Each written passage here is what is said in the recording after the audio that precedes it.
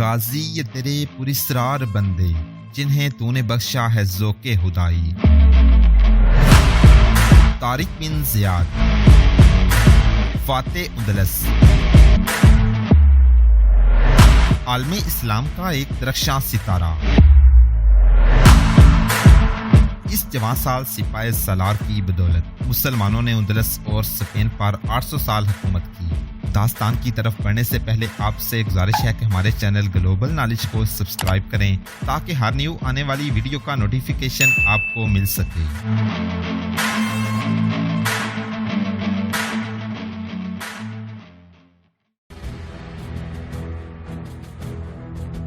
دوسرے دن طارق بن زیاد نے اپنے امیر موسیٰ بن نصیر کے نام بڑا لمبا پیغام لکھوایا جس میں اس نے جنگ قادلیت کی مکمل تفصیل لکھی۔ آخر میں اس نے لکھا، میں نے ابھی کوئی شہر فتح نہیں کیا، اس لیے کوئی خاص تحفے نہیں بھیج رہا۔ میرا خیال ہے کہ امیر المومنین ولید بن عبد الملک ان تحفوں کو زیادہ پسند کریں گے۔ 30,000 جنگی قیدی ہیں، یہ ہمیشہ آپ ہی کے پاس رہیں گے کیونکہ ان کا بادشاہ دریا میں ڈوب کر مر گیا ہے۔ ان قیدیوں کو کسی بھی شرط پر رہا کرانے والا یا ان کی رہائی کے لیے توان دینے والا کوئی بھی نہیں، نہ ہی ہمارا کوئی جنگی قیدی اندلسیوں کے پاس ہے جس کی رہائی کے عوض ہم ان کا کوئی قیدی رہا کریں گے۔ اور امیر محترم، ایک اور تحفہ سفید گھوڑا ہے جو اندلس کے بادشاہ کا محبوب گھوڑا ہے، اس کا نام اوریلیا ہے۔ اس بادشاہ کی تلوار بھی پیش کر رہا ہوں۔ میں اب آگے بڑھ رہا ہوں، میری کامیابی کے لیے مسجدوں میں دعا کرائی جائے۔ قیدیوں اور فالتو گھوڑوں کو پیچھے بھیجنے کے لیے بحری جہازوں کی ضرورت تھی۔ جولین کے 4 بڑے بحری جہاز طارق بن زیاد نے جلا ڈالے تھے۔ مسلمانوں کے پاس اپنا کوئی بڑا بحری جہاز نہیں تھا۔ مورخ لکھتے ہیں کہ مسلمانوں نے ابھی بحری لڑائی کی ابتدا کی تھی اور انہیں جہاز رانی کی ضرورت پیش آئی تھی۔ آگے چل کر مسلمان جب جہاز رانی اور بحری لڑائیوں کے لیے سمندر کے سینے پر آئے تو انہوں نے ان بادشاہوں کی جنگی طاقت کو بھی سمندر کی تہہ تک پہنچا دیا جو اپنے بحری بیڑوں کو ناقابل تسخیر سمجھتے تھے۔ اندلس سے قیدیوں کو پیچھے لانے کے لیے اندلس کی ہی بڑی کشتیاں لی گئیں۔ قیدیوں اور فالتو گھوڑوں کی تعداد کم نہیں تھی۔ 3 دن اور 3 راتیں کشتیاں اندلس کے ساحل سے لدی ہوئی اور کیروان کے ساحل پر حالی ہو کر واپس آتی رہیں۔ شمالی افریقہ کے بربر قبائل پر ہیجان و اضطراب کی کیفیت طاری تھی۔ ان کے آدمی کیروان کے ساحل پر کھڑے اندلس کی طرف دیکھتے رہتے تھے۔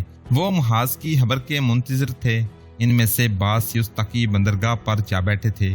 آخر کیروان کے پتن پر قیدیوں کی پہلی کشتیاں پہنچیں۔ بربر ان کے ملاحوں پر ٹوٹ پڑے۔ قیدیوں کے ساتھ بربر عسکری بھی تھے۔ انہوں نے اندلس کی جنگ کی خبریں سنائیں تو بربروں نے گھوڑوں کو ایڑیں لگائیں اور اپنے اپنے قبیلوں میں پہنچے۔ ان میں بعض بہت دور صحرا میں رہتے تھے جہاں جہاں طارق بن زیاد کی فتح اور اندلس کی اتنی بڑی فوج کی تباہی کی خبر پہنچی وہاں خوشیاں رقص کرنے لگیں۔ مرد، عورتیں اور بچے پاگلوں کی طرح ناچنے لگے۔ طارق بربر کے پاس فوج بہت کم ہے، کہیں ایسا نہ ہو کہ وہ آگے جا کر پھنس جائے۔ طارق بن زیاد کی مدد کو پہنچو۔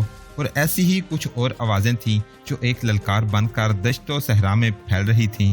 اس للکار پر نوجوان، جوان اور ادھیڑ عمر بربر مسلمان سیوستا اور کیروان کے ساحل پر اکٹھے ہونے لگے۔ اندلس کی کشتیاں تمام قیدیوں کو کیروان پہنچا کر جا چکی تھیں۔ کئی دن گزر گئے تھے۔ بربروں نے اپنے لیے کشتیوں کا انتظام کر لیا اور وہ طارق بن زیاد کی فوج میں شامل ہونے کے لیے اندلس پہنچنے لگے۔ ادھر ہنری ایک کشتی سے سیوستا کے پتن پر اترا اور جولین کے محل کی طرف دوڑ پڑا۔ یہ وہ ہنری تھا جس نے جولین کی بیٹی فلورنڈا سے وعدہ کیا تھا کہ اندلس کے بادشاہ راڈرک کا سر کاٹ کر فلورنڈا کے قدموں میں لا رکھے گا۔ ہنری جس وقت سیوستا پہنچا اس وقت تک وہاں اندلس کے محاذ کی کوئی خبر نہیں پہنچی تھی۔ وہ جب کشتی سے اتر کر دوڑا تو 3-4 بربر اس کے پیچھے دوڑ پڑے تھے۔ تم اندلس سے آئے ہو؟ دوڑتے ہوئے ہنری کو ایک بربر کی آواز سنائی دی۔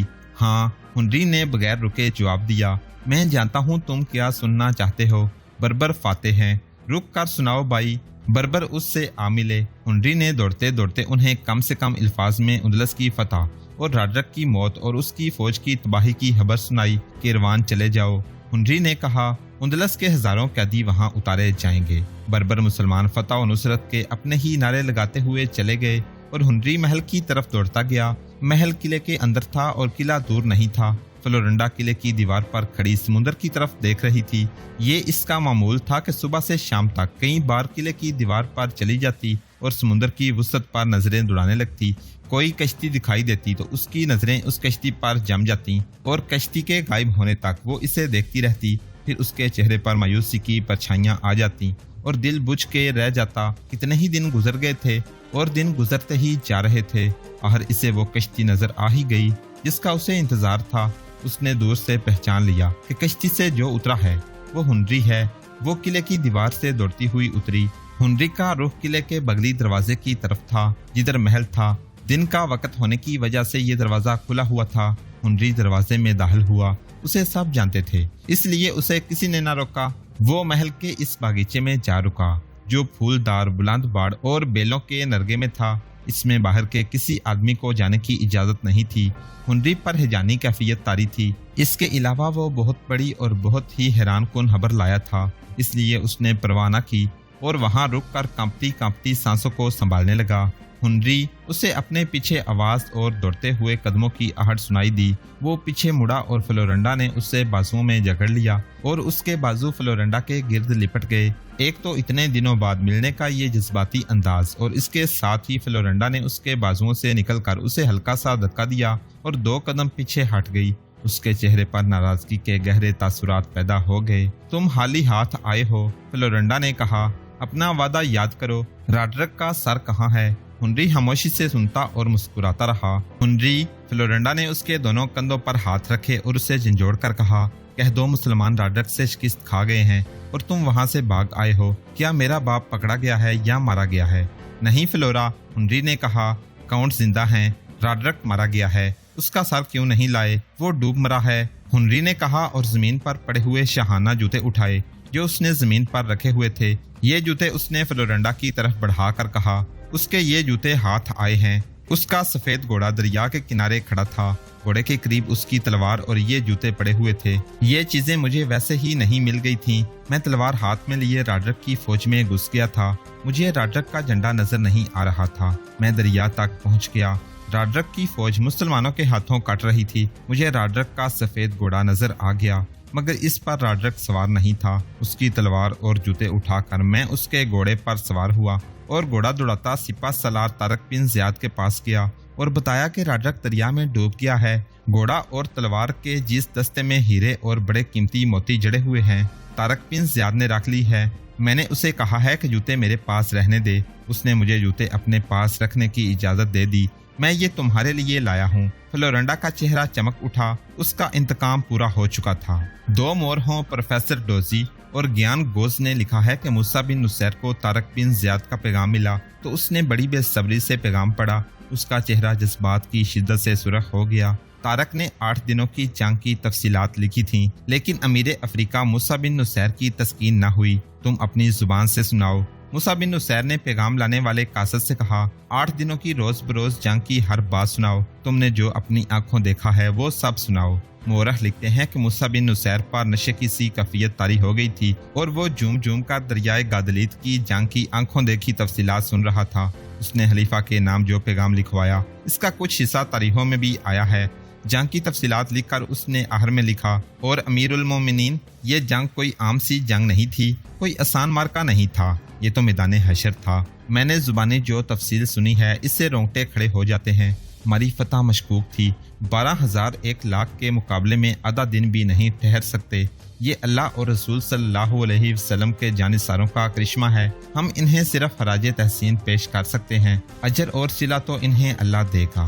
मूसा बिन नुसैर ने तारक का घोड़ा और तलवार पैगाम के साथ खलीफा को दमिश्क भेज दी। इसके साथ 3,000 कैदी भी। एक अरब कलम कुमार इब्नुल मंसूर ने वो मंजर शायराना अल्फाज में बयान किया है। वो लिखता है कि 30,000 के इस हजूम को देखकर अंदाजा होता था कि इस्लाम के मुकाबले में कुफर कितना बेबस और मजबूर है। कैदियों के इस हजूम पर तरस आता था। पहले ये एक बातिल अकीदे के कैदी थे, अपने बादशाह के हुक्म के पाबंद थे, और अब ये जंगी कैदी बनकर प्यादा जा रहे थे। انہیں ابھی کسی نے نہیں بتایا تھا کہ تم اندھیرے سے نکل کر اجالے کی طرف جا رہے ہو، باطل سے حق کی طرف جا رہے ہو۔ انہیں نہیں بتایا گیا تھا کہ اسلام میں بادشاہوں والا جبر نہیں، جرم و ستم نہیں، اور اسلام میں آقا اور غلام ایک ہیں۔ ایک یورپی شاعر لوک ہارٹ نے راڈرک کی شکست کا منظوم حصہ لکھا تھا، جسے اس نے ہسپانوی منظوم ڈرامہ کا نام دیا تھا۔ وہ لکھتا ہے کہ جب راڈرک کی فوج شکست کھا چکی تو وہ ایک بلندی پر جا کر دیکھنے لگا۔ اس منظر کو لوک ہارٹ، جو تاریخ دان بھی ہے، یوں بیان کرتا ہے: اسے اپنے شاہی پرچم نظر آئے جو کل تک بلند تھے اور پھڑپھڑاتے تھے، مگر آج وہ پھٹے ہوئے اور خون میں رنگے ہوئے زمین پر پڑے تھے۔ اس نے فتح و نصرت کے نعرے سنے، یہ مسلمانوں کے نعرے تھے۔ اس کی تھکی ہوئی، مایوس اور شکست کھائی ہوئی آنکھیں میدان جنگ میں اپنے جرنیلوں اور کپتانوں کو ڈھونڈ رہی تھیں، مگر سب بھاگ گئے تھے سوائے ان کے جو مارے گئے تھے۔ راڈرک نے آہ لے کر اپنے آپ سے کہا: میری فوج کی لاشوں کی گنتی کوئی نہیں کر سکتا۔ کون اتنی زیادہ لاشوں کی گنتی کر سکتا ہے؟ اتنا وسیع و عریض میدان لہو سے لال ہو گیا۔ اس کی نظریں اس لہو سے پھسلنے لگیں، اس کی آنکھوں سے آنسو یوں بہنے لگے جیسے کسی زخمی سپاہی کی شاہ رگ سے خون کے آخری قطرے ٹپک رہے ہوں۔ راڈرک نے اپنے آپ سے کہا: کل تک میں اندرس کا بادشاہ تھا، آج میں نہیں۔ عالی شان قلعوں کے دروازے میری سواری کو دور سے دیکھ کر ہی کھل جایا کرتے تھے، مگر کوئی ایسی جگہ نہیں ملتی جہاں میں اطمینان سے بیٹھ سکوں۔ میرے لیے دنیا کے تمام دروازے بند ہو گئے ہیں۔ او بد نصیب، تو سمجھتا تھا کہ ساری دنیا کی طاقت تیرے ہاتھ میں ہے۔ ہاں، میں بد نصیب ہوں۔ میں آج آخری بار سورج کو غروب ہوتا دیکھ رہا ہوں۔ اے موت، تو اتنی آہستہ آہستہ کیوں آ رہی ہے؟ مجھے اچک لینے سے ڈر کیوں رہی ہے؟ آ، جلدی آ۔ فرزند توحید نے تاریخ اسلام کا ایک اور درخشاں باب لکھ ڈالا، بلکہ یہ باب کفار کے ہاتھوں، کفار کے خون سے لکھوا دیا۔